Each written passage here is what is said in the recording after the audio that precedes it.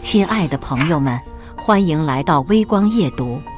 高中就辍学的我，在亲戚眼里就是烂人一个，而硕士学位的堂哥却是老宋家光宗耀祖的存在。小时候因为叛逆做了错事，被记处分退学，刚满18岁就跑出去打工。后来我和兄弟合伙开了家公司，家里人都还以为我在外边搬砖。大伯在堂哥孩子的满月席上各种嘚瑟，我们家宋科事业有成，家庭美满，不像某些人打小就是个废材，30多了还在工地搬砖，而我笑笑不说话。毕竟你们家宋科已经是失业人员了，而我则是他新入职的那家公司的老板。接下来开始我们本期故事，记得点击订阅并开启小铃铛。秘书把一份花名册递到我面前，宋总，这是笔试成绩合格的应聘者，过几天需要您和人事一同对这批人进行面试。知道了，我伸了伸腰，看了眼手机，已经快下午5点了。对了，宋总，您晚上还有一场满月席要参加，好在有秘书提醒我，不然我就真的忘记了。父亲在堂哥家孩子刚生下来的时候就给我打来了电话，说要我攒点钱，等小侄子过满月的时候包个大红包。我看着桌子上一堆没有处理的文件，一个脑袋两个大。前年公司刚刚上市的时候，某个项目的发展前景比较好，得到了很多业界大佬的投资。直到去年，那个项目挣了很多钱，投资方和公司可谓是挣得盆满钵满。而今年业务增加，很多事情都处理不过来，就连我的秘书也是一个人干2个人的活。虽然工资是双倍的，但架不住会累啊。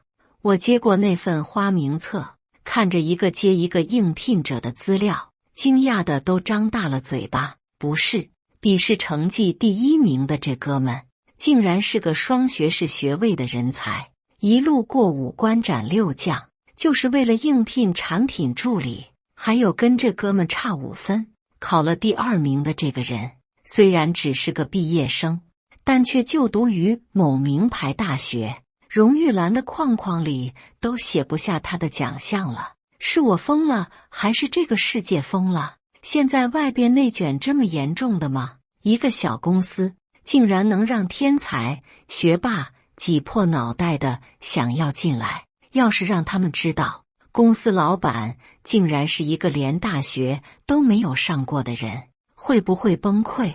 当时家里的亲戚各种瞧不上我，说我这辈子就是搬砖做苦力的命，就连我爸妈也这样认为。我还是忘不了大伯指着我的鼻子，翻着白眼，满是嫌恶地跟我说，就你拿什么跟我们家宋科比，也不撒泼尿照照自己。还有我爸妈在旁边教训我，你1没学历，2没本事，还做梦说要白手起家当老板，赶紧跟你大伯道个歉，让他给你找找关系去当保安。我确实是没有文凭，这也是我一直被那些亲戚讥讽嘲笑的地方。刚开始我也想过花钱去读个成人本科，但后来一琢磨，实在没有这个必要。毕竟我都当上老板了，根本不需要拿着简历到处投。当然，我也没跟家里人说自己已经成功当上老板了，而且就算说了，他们也不信，只会觉得我犯了一症。接着我又随手翻了翻，在花名册的第2页看到了一个熟悉的不能再熟悉的名字，宋科。不会真的这样巧吧？我让秘书把这个人的详细资料调出来后，瞬间目瞪口呆，还真是我那个堂哥。堂哥只比我大几个月，家人里一直拿我和他做比较，在亲戚眼里，堂哥是天之骄子，是光宗耀祖的存在，而我则是烂泥扶不上墙，给家里丢脸的混账。我高中还没读完就辍学了，连高考试卷长什么样都不知道。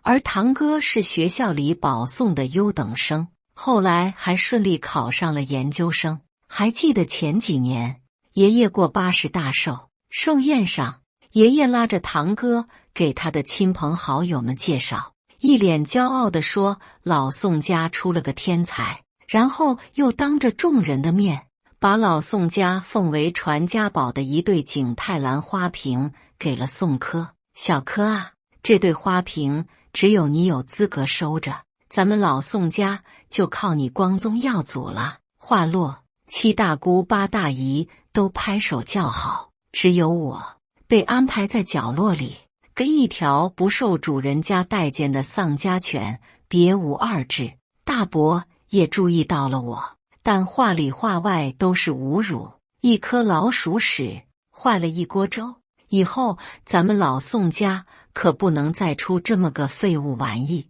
爸妈也低着头不说话，似乎也认同大伯的话。从小到大，我从爸妈口中听到的最多的一句话就是你瞅瞅人家宋柯。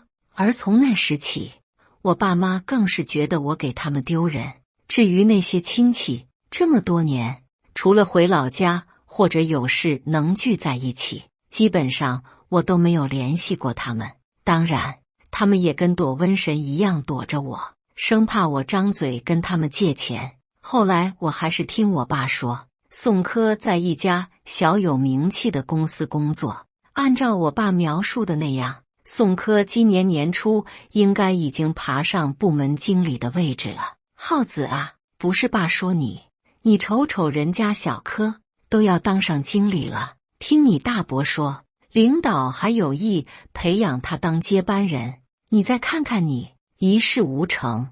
说出去我都怕丢人，连书都没读完，到现在还在工地里搬砖，什么时候是个头啊？我的确实是搬砖，不过是在公司里带着好几个员工一起，我也确实没被什么大领导看中过。可我看中过几个不错的员工，但是这些我从来没跟爸妈说过，而且就算是说了，他们也不会相信。前几年我刚刚开始创业的时候，不仅花光了之前打工攒下来的钱，还厚着脸皮张嘴跟家里人借，但当时没有一个人愿意帮我，甚至还有人以为我是赌博欠了钱。总之，我现在能有这样一番成就，全是我自己打拼出来的。因为遭受过他们不少冷眼，所以我有什么事也不会再跟家里说了。而家里的那些人没准都以为我现在正在外边要饭呢。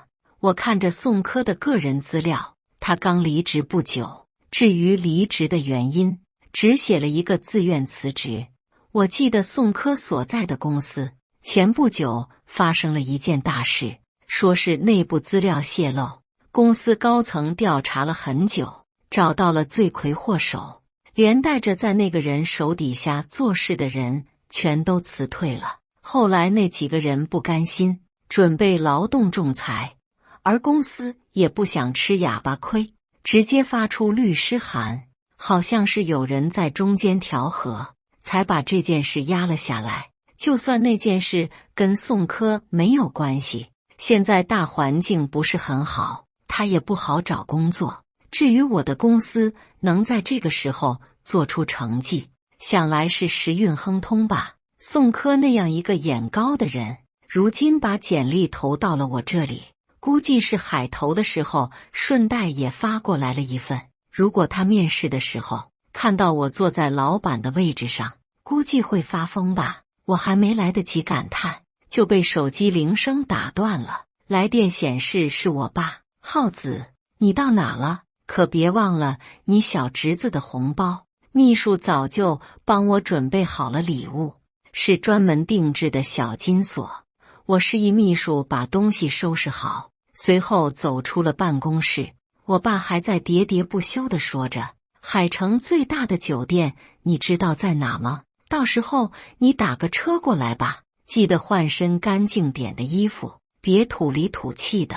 还有，你来的时候要讲普通话，不然人家城里人听不懂你说什么。我都插不进话，直到进了电梯，我爸还在说个不停。爸，信号不好，我先挂了，一会儿再给您打回去。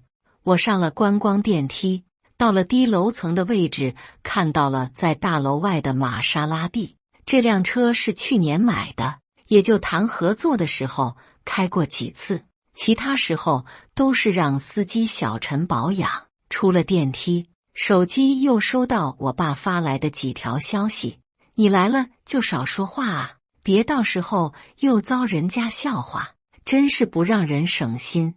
你要是有宋柯一半好，我们做梦也该笑醒了。你来了之后，给你小侄子一个大红包，不够我们再给你垫点，跟你堂哥搞好关系，好叫他给你找关系当个保安。我不知道该哭还是该笑。爸妈虽然嘴头上总是嫌我这嫌我那，但多多少少还是想帮我一点。可在他们眼里，我似乎永远都上不了台面。我坐在车上，心不在焉地看着外边的风景。虽然我不常去海城，但跟海城的几位大老板倒是有合作。我打开手机，看到我爸给我发来的定位，想到了些什么。司机小陈适时地跟我搭话：宋总，海城最近新开了家足浴会所，就在您要去的那家酒店附近，听说是楚总家的产业。听到小陈这么说，我才想起来前些日子楚婉婷的邀约。楚家是做房地产生意的，楚婉婷是楚家的独生女，却不想继承家业，总想着搞一些新鲜玩意。楚婉婷气质如兰，举止之间流露出一种高雅和独立的气息。听说海城的那些富家子弟有不少都拜倒在她的石榴裙下。我和她还是在一次交流会上认识的，当时她对我的项目很感兴趣，想要投资，却被她爸绑回家当包租婆。她虽然没有和我合作，但也时常联系我。我和她闲聊时，总会得到一些启发。她虽然是个女孩子，但眼界不知道要比一些男人高多少。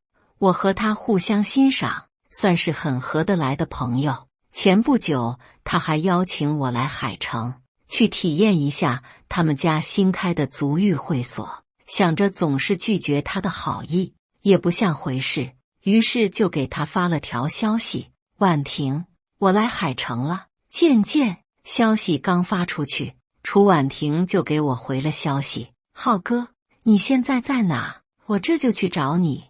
玛莎拉蒂停在门口，我刚准备下车，就看到两道身影并排走来。宋柯搂着个红裙子女人出现在车前，女人好奇地打量来打量去，皱着眉开口：宋柯，你看这辆车，我在电视上见过，整整500来万。你之前不是说换工作了吗？我爸嫌弃那辆车太小，你什么时候能换车啊？宋柯挑挑眉，一辆破玛莎拉蒂而已，等我面试进那家公司，年薪至少200个 W， 到时候给你换辆更好的。女人名叫李莹，是我的嫂子。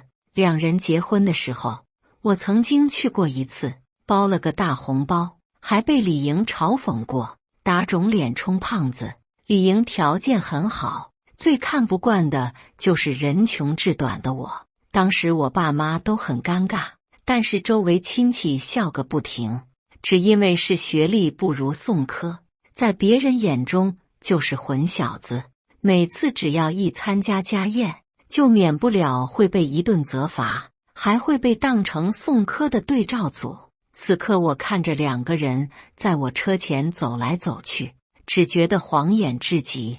李莹嘴巴毒，张口就说：我可不信，你到现在都没找着工作呢，学历好有什么用啊？说不准以后还不如你那堂弟呢。他说完就扭着腰肢走进我的车，然后对着后车窗补了个妆，又转身找好角度拿出手机自拍。许是角度没找好，他来来回回换了好几个动作，才拍下一张满意的照片，然后发了条朋友圈，下边全是点赞的，更有人附和，夸他事业有成，幸福美满。宋柯看着他，顿时皱着眉道：就宋浩那个烂泥扶不上墙的，还不知道在哪里捡垃圾，你怎么能把他和我放在一块比？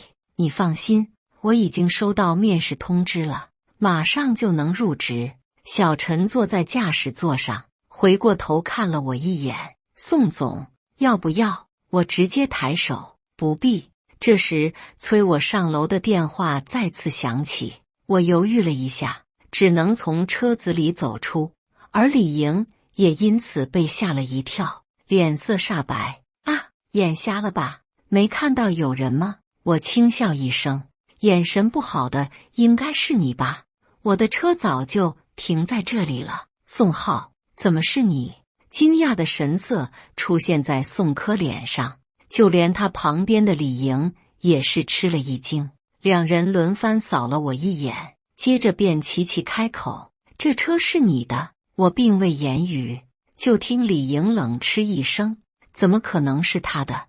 他一个穷光蛋哪里买得起这么好的车？肯定是打肿脸充胖子，花了半年的工资租的。宋柯略显镇定了些：堂弟，你找到工作了，给老板当司机，看着穿的一身人模狗样，看来叔叔婶婶总算能抬得起头了，比不上堂哥。堂哥又换公司了。我朝着宋柯笑，宋柯明显心虚了一下。旁边李莹抢着开口说：是市里排行前5的公司呢，人抢着要让你堂哥去，到时候让你堂哥问问他们老板缺不缺司机，给你介绍过去。说完，他嘲讽的眼神落在我的身上，既然遇到了，就避免不了一起进去。那迎宾的经理是认识我的，上前就冲我喊了一声：宋总。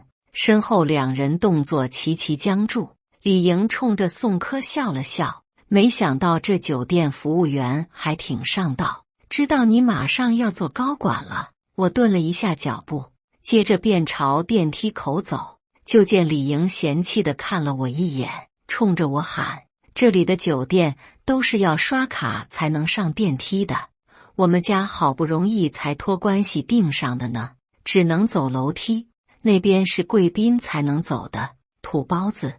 他后面小声说了我一句，拉着宋柯就催促道：赶紧走，别让别人知道我们是一家亲戚，真是丢人现眼。一个司机都想坐 VIP 才能坐的电梯，真把自己当成大老板了。宋柯扬唇，眼底的得意很深。堂弟，你嫂子说话就是这样耿直，你千万别放在心里去，我们还是一家亲戚，话都说到这个地步了，怎么做一家亲戚？正好这时，电梯门在我面前打开，我直接进去。服务员看了我一眼，就问了一句：宋总，还是老地方吗？我摇了摇头，改3楼。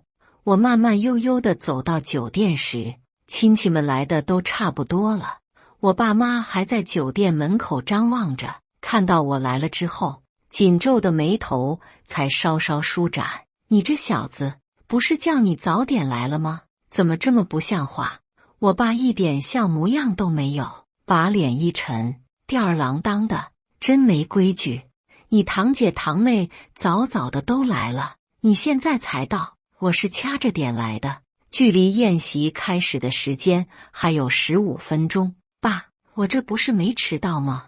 看着我爸一身正装，脚上还穿着不知道什么时候买的皮鞋，要多正式有多正式。再看我，运动鞋、牛仔裤，还有一件不知道是什么杂牌的运动外套。我不明白，一个满月席为什么搞得这么正式？再说了，我们公司主打的就是一个随心所欲，除了交流会、谈合作，平时工作的时候基本上不会穿什么西服、皮鞋。我不能在大庭广众之下跟我爸顶嘴，所以任凭他怎么嫌弃我，我也没有吭声。我跟在爸妈后边，坐到了前边那一桌的位置。三姑看见我，就抬起手捂着鼻子，似乎是在嫌弃我的穷酸味。浩子，给你小侄子准备了礼物没有啊？你这个当叔叔的总不能空着手来吧？你爸妈年纪大没有记性，难不成你也忘了？我刚想掏兜把提前准备的小金锁拿出来，但听到三姑这么说，想着还是私底下给比较好。小叔也在旁边搭腔，浩子小时候就总逃课，就连高考也差点迟到。哦，不对，我记差了，你高考前就被学校退学了。你看看你堂姐，为了参加小侄子的满月宴，还不容易跟领导请了假呢，早早的就来了。在他们的挖苦讽刺中，爸妈低着头没有说话。我可以受委屈，但是见不得别人这么说我爸妈。我刚要开口，就听到三姑的女儿宋敏，也就是我的堂姐插了句话：嗨，我们领导都不想放我呢，公司就我这么一个会计，我要是请假了，公司都运转不起来呢。堂姐高考没发挥好，考了个大专，不过好在选了个稍微好点的专业。听我爸说，现在是在一个小厂子里当会计，那个厂子不大，会计也只是个摆设，顶多月底的时候给工人算算工资。三姑和小叔互捧，说完了，自己女儿又夸赞起小叔家的孩子。妍妍今年毕业吧，听说她学的那个专业可吃香了，到时候去了3甲医院当护士，家里有事了还能帮衬帮衬呢。妍妍是我小叔家的女儿，她高考报志愿的时候，第一志愿报的是临床，但是分数不够，服从调剂，最后学的护理。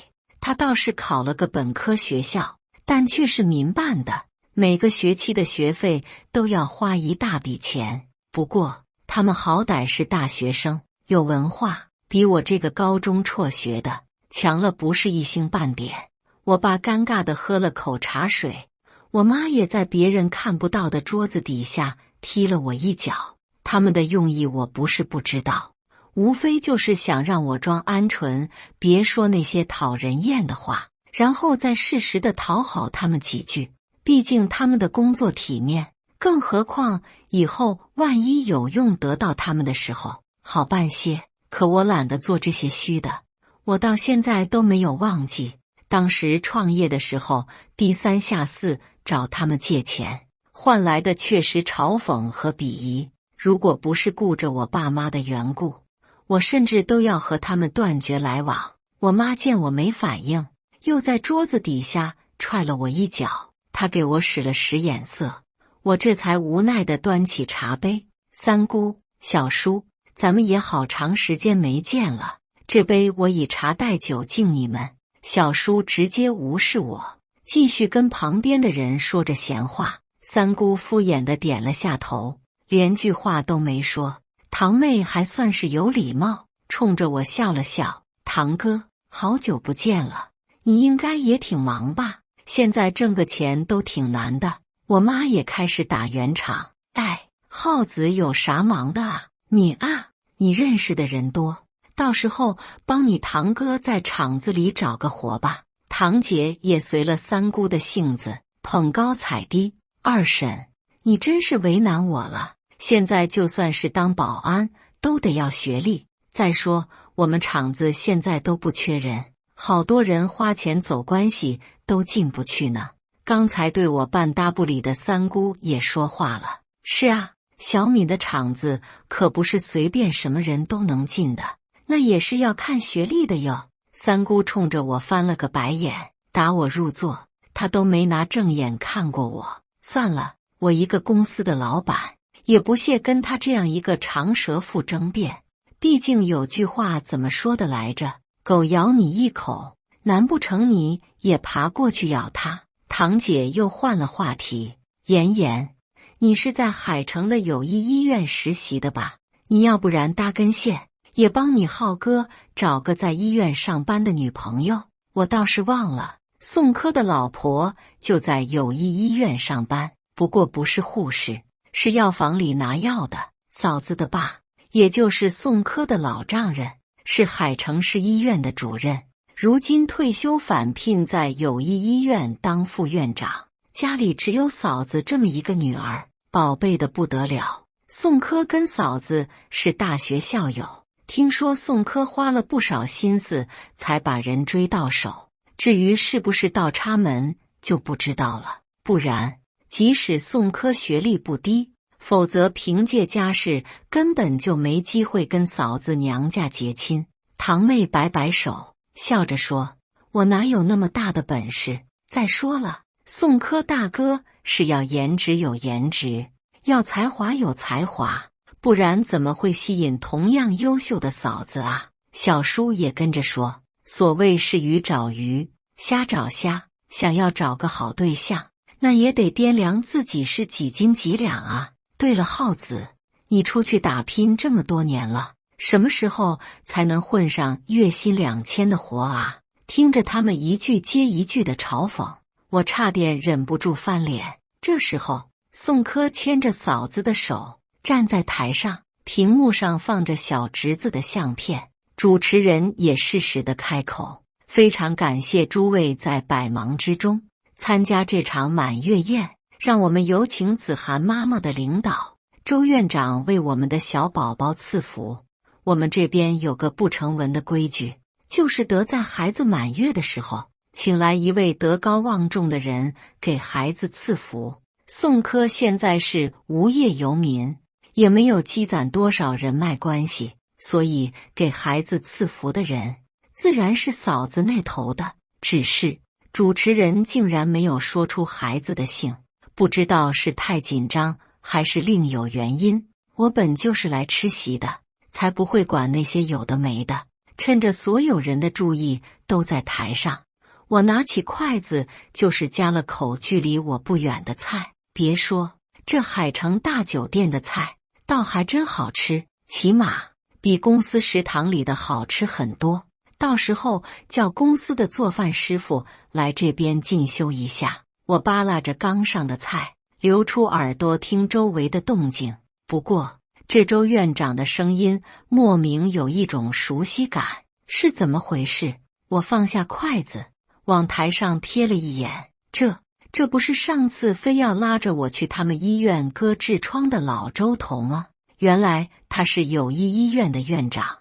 我赶紧趁他没注意到我，转过身，降低自己的存在感。上次在州城，我和几个大老板打高尔夫，我这个新人杆杆命中，比他这个久经沙场的熟手不知道厉害多少。老周头来了兴趣，就拉着我唠嗑，算是成了忘年交。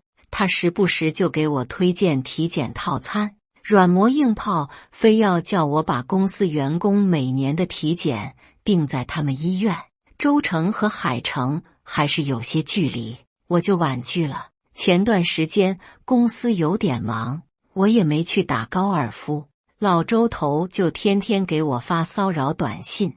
没想到冤家路窄，在这遇见了。我尴尬的想要原地去世，我妈却一个劲的拽我，叫我不要动筷，看台上，这不看不要紧，一看就跟慷慨激昂的老周头对上眼了。老周头看到我后，两眼放光，笑得极其猥琐。他说完话，下台之前还冲着摆了摆手。小叔当时为了给他女儿找实习医院花了不少钱，其中难免给老周头送点东西。他还以为周院长是在跟他打招呼，连忙起身回礼。要不是因为人多，我估计他都得过去给老周头磕一个。老周头下台后就坐在了自己的位置，还好他没过来。小叔咧着嘴笑着说，周院长所在的医院就是我们家妍妍实习的地方，妍妍毕业之后没准就得去友谊上班呢。妍妍当时还评上了优秀实习生，就是周院长给颁的奖。三姑在一边奉承，妍妍可真有出息，这下咱们老宋家又多了个光宗耀祖的孩子啊。堂姐也笑着说，妍妍，没准以后我还得找你办事呢，可别忘了你姐啊。我妈也没话找话。是啊，妍妍比你堂哥出息多了。我笑笑不说话。堂妹能不能顺利入职说不准，更别提以后能在医院里跟领导说得上话。老周头说完话，宋柯也牵着嫂子的手走到台子中间，他说了些客套话，然后当众秀起了恩爱，说嫂子挺不容易的，10月怀胎，生孩子的时候还大出血，差点出事，还说他事业低谷期也是嫂子陪他度过，给他鼓励。宋柯虽然是笑着，但看上去也有些疲惫，应该是最近忙着找工作的缘故，毕竟现在养孩子挺费钱的。在我的印象中，宋柯一直都是意气风发的样子，他是亲戚眼中光宗耀祖的存在。小时候他站在台上是领奖，而现在他则是当上了父亲。我跟他比起来，在亲戚眼中应该是一个地一个天，明明年纪差不了多少，明明都姓宋，但却是不同的命运。我估计宋柯也不会跟别人说他失业的事情，毕竟他那么在乎他的好名声。大伯坐在我们隔壁桌的位置，在宋柯讲完话后也站起来说，我们家宋柯啊，前途一片光明，我相信以后他会有更多更好的成就，希望在座的亲朋好友给我们家宋柯鼓鼓劲。大伯说完话就带头鼓起掌来，在如此热烈的掌声中，我却看出宋柯透露着一丝如芒在背的窘迫。想到过几天我还要面试他，心里并没有感到那种扬眉吐气的高兴，反倒是有些同情。毕竟在这场攀比中，我和他只是长辈们用来攀比谈资的对象。要说真正有错的是那些势利眼的人。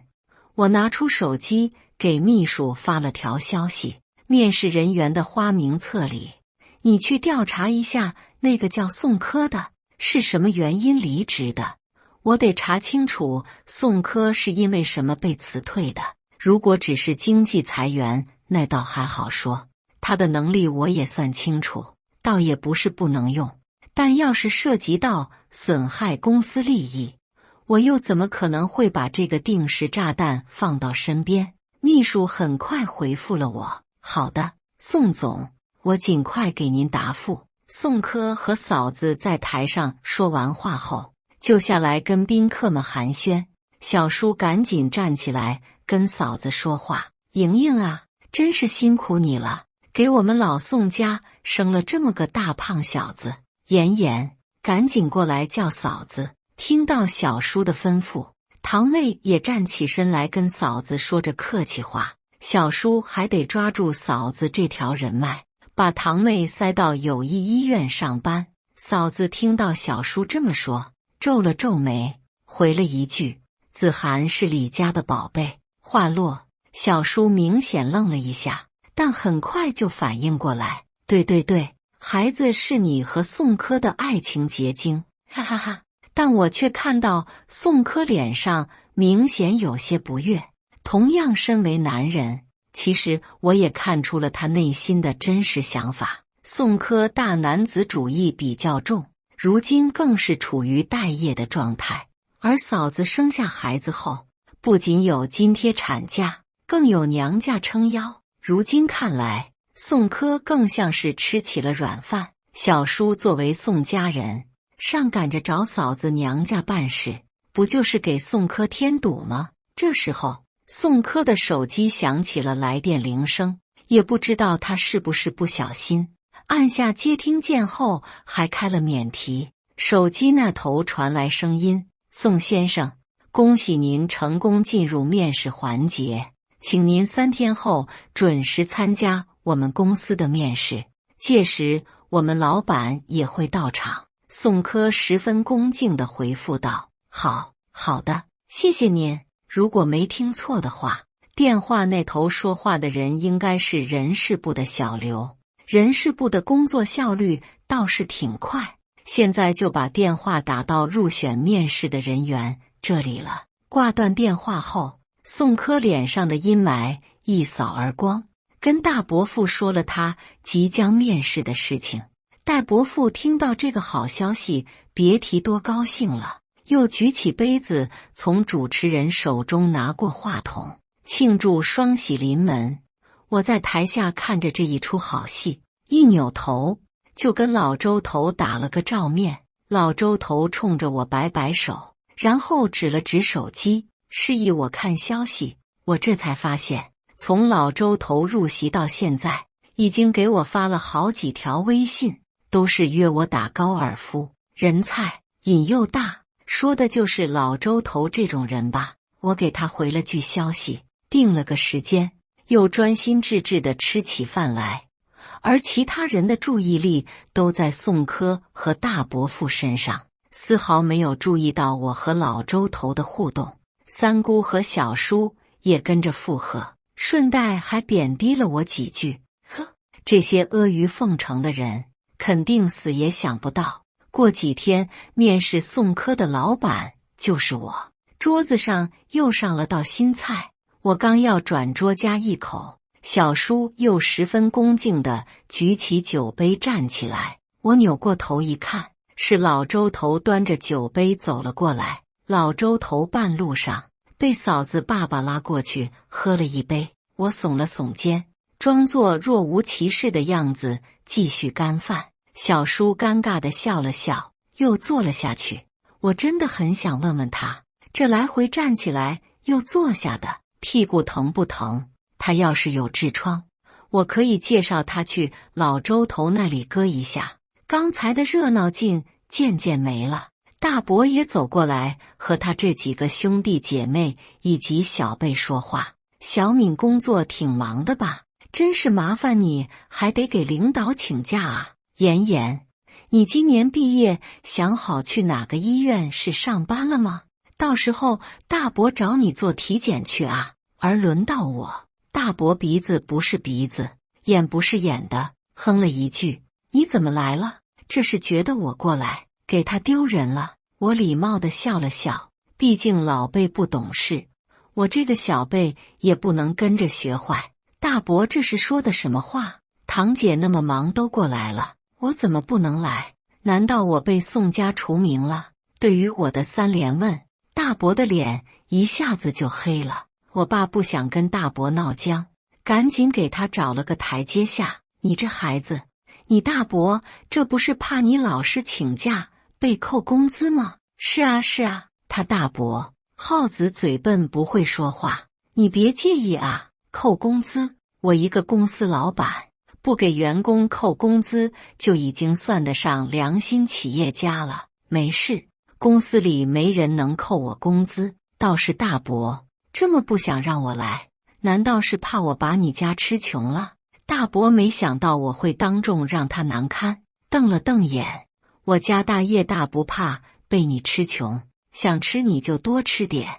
我爸还想着攀关系，借着堂哥家的事找个好工作，低着头给大伯赔不是。我妈也生气的打了我一下，家大业大，没准过几天宋柯都要给我打工了。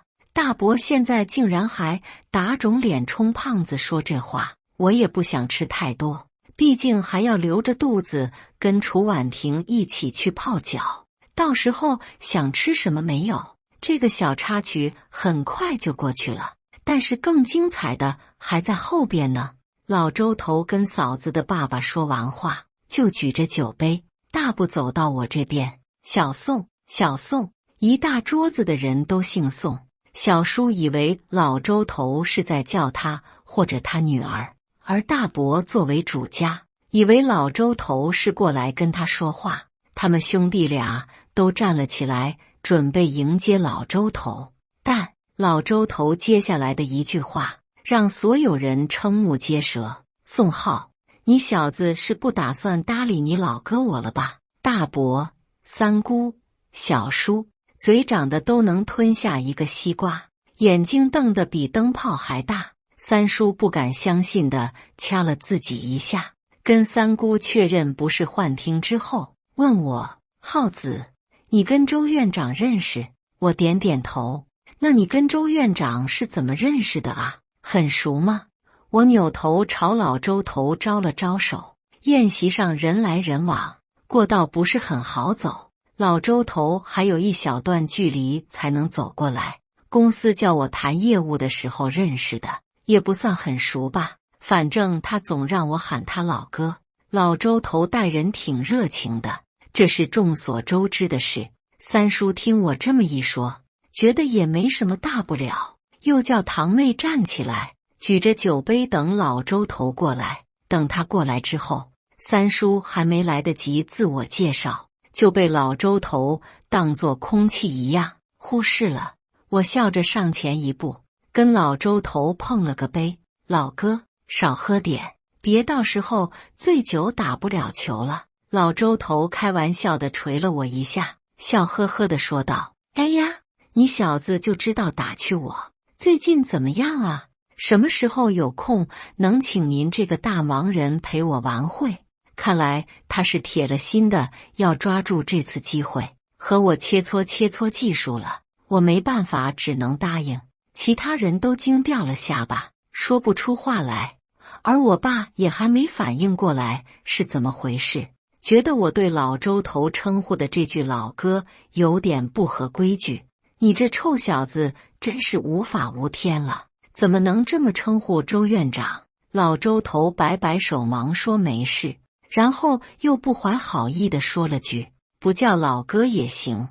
我闺女这几天刚好放假，在海城玩几天，要不小送你抽个时间见见，要是成了，你就不用叫我老哥了，哈哈哈。在场的人只要不傻，都能听出老周头的弦外之音。可老周头的闺女年纪跟我差个大几岁，我是真不忍心下手。再说我现在也没那个心思。聊了几句，老周头跟我定下打球的时间后，就回座位吃饭了。而一直想跟老周头说上话的小叔都没插上一个字，甚至老周头跟不认识小叔一样。这个反转实在是太大了。我们这桌的几个长辈都一度怀疑自己是不是在做梦。堂姐和堂妹现在也恨不得挖个地洞钻进去，低着头不再说话。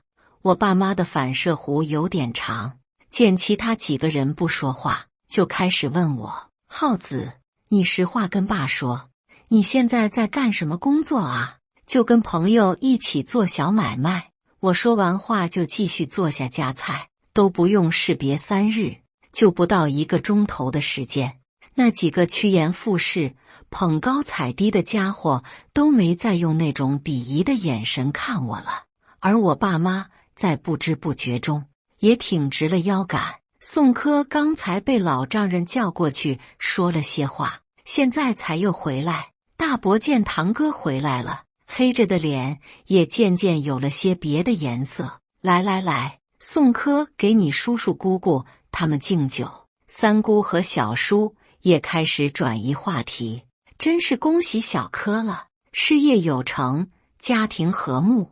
要不怎么说小柯是咱们宋家的脸面吗？就是这么优秀，妍妍得跟小柯学习学习，努把力。我爸妈也站起来，小柯就是有出息啊。我们家浩子就是后半句话应该是烂泥扶不上墙，但是我爸妈没有跟之前那样说出来，无所谓，我才不会在意那些无关紧要之人的看法。至于我爸妈，他们是个话篓子，不管好事坏事都得被他们说出去。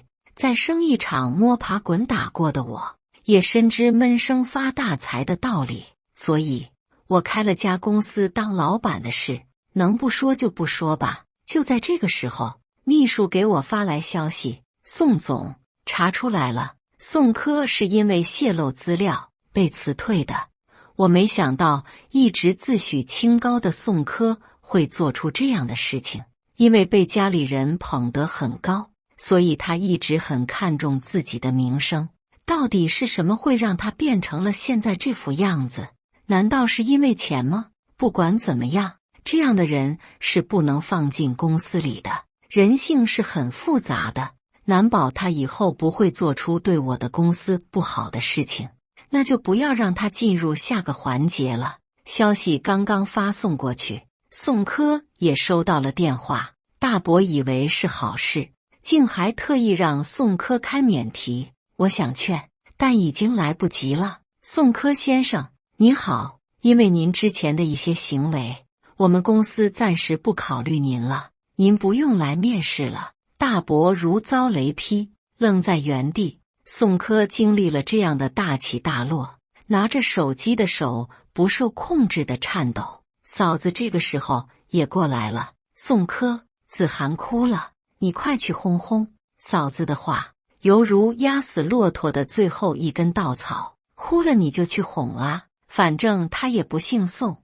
这句话信息量有点大，不姓宋难道姓李吗？所以宋柯是倒插门，难怪当时主持人没有提到孩子的姓，只是说了下名字。宋柯，这是怎么回事？不是跟你老丈人说好了，子涵先跟咱们宋家姓，下个孩子再。大伯的脸变得煞白，刚才的话犹如一把利刃插在了大伯的心窝窝上。面对大伯的质疑，宋柯直接破罐子破摔。从小到大，不管我做什么事，都要按照你的想法。考大学、找工作，你都要插手。我跟李莹结婚，也是因为你想要攀上一个好亲家，不然我怎么会在自己老婆面前卑微的像个孙子？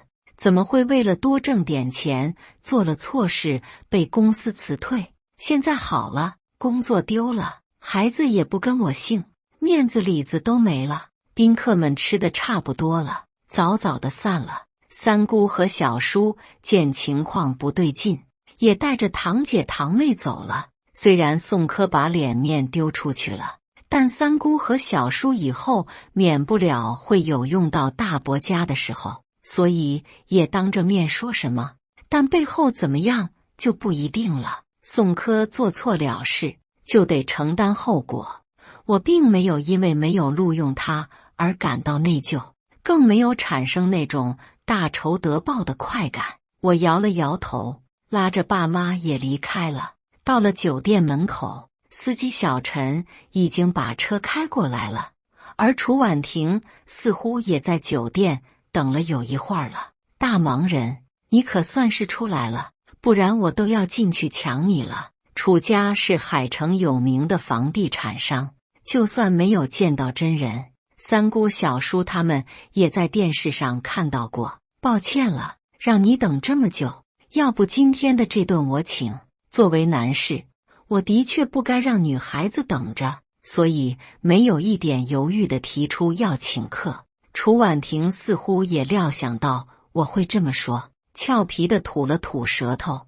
今天这顿饭你说了可不算，是我爸爸要见你，我已经说服他投资你那个新项目了。还有，我之前明示暗示的都这么明显了，你真要继续装傻吗？我挠了挠头，不知道该怎么回复他。俗话说，男追女隔重山，女追男隔层纱。楚婉婷的意思，我怎么会不明白？说实话，她确实是我的理想型，而且有着同样的兴趣。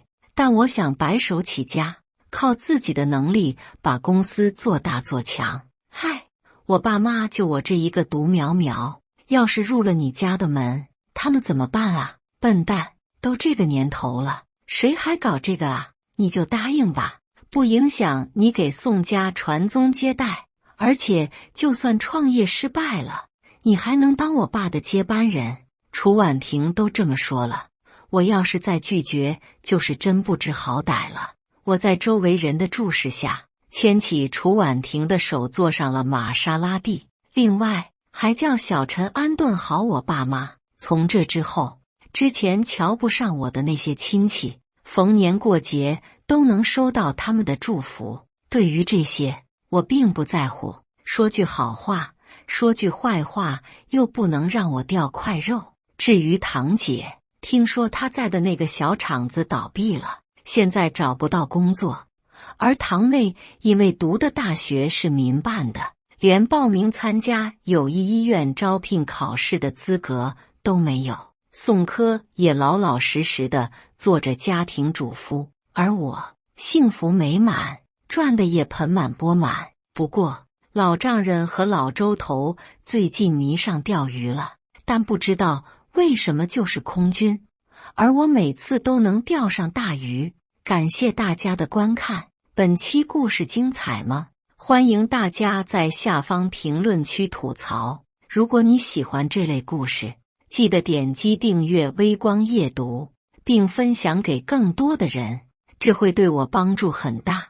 再次感谢大家的观看。